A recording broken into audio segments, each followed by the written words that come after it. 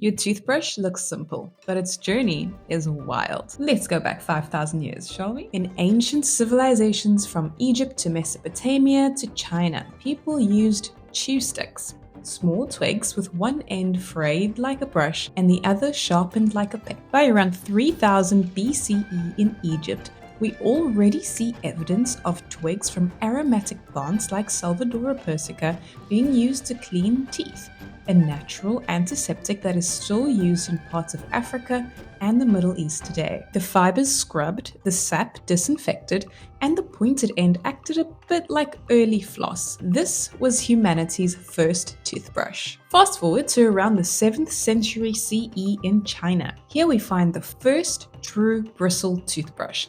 A handle of bamboo or bone fitted with coarse hog bristles from colder northern regions. It wasn't soft, it wasn't comfortable, and it wasn't gentle, but it did the job. From China, the idea slowly traveled west along trade routes. By the 1600s, European travelers were bringing these bristle brushes back with them. Europeans liked the concept, a handle, a head, and clustered fibers, but they hated the boar hair. It was stiff, oily, and unpleasant. Still, the basic architecture of the modern toothbrush was in place. Then comes one of history's most unlikely toothbrush pioneers, an English prisoner. In 1780, a man named William Addis was jailed in London. According to the story, he found himself scrubbing his teeth with a rag dipped in soot and salt, which was the standard method at the time. Fed up, he saved a small animal bone from a meal, drilled holes in it, and tied in bristles from a broom. When he left prison, he started making toothbrushes on a larger scale, and his business eventually evolved into what is now called wisdom toothbrushes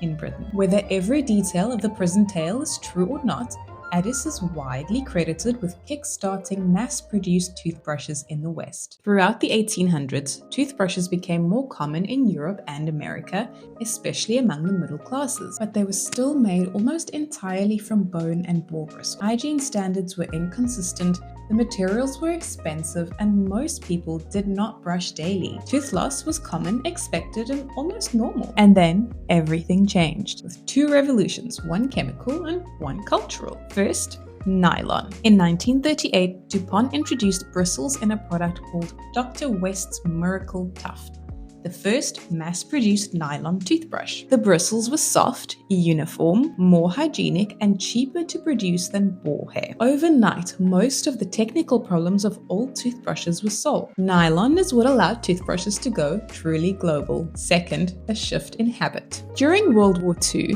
American soldiers were required to follow strict hygiene routines, which included regular toothbrushing. When millions of them returned home, they naturally brought that habit back with them. For the first time, daily brushing began to feel normal rather than optional in many households. If you're enjoying the story, hit like and subscribe. In the 1950s, Swiss dentist Philippe Guiwoog developed one of the first practical electric toothbrushes, later sold as the Broxodent. Early electric toothbrushes were chunky and a bit awkward, but they were a glimpse of the future. By the 1980s, rotary and oscillating models refined the design, and by the 1990s, ultrasonic toothbrushes appeared, using vibrations at extremely high frequencies to help disrupt plaque. Meanwhile, advances in materials and electronics were quietly transforming the toothbrush again. Better plastics made handles lighter and more ergonomic. Rubber grips improved control. Angled necks helped the brush reach awkward spots. Bristle patterns were engineered to flare,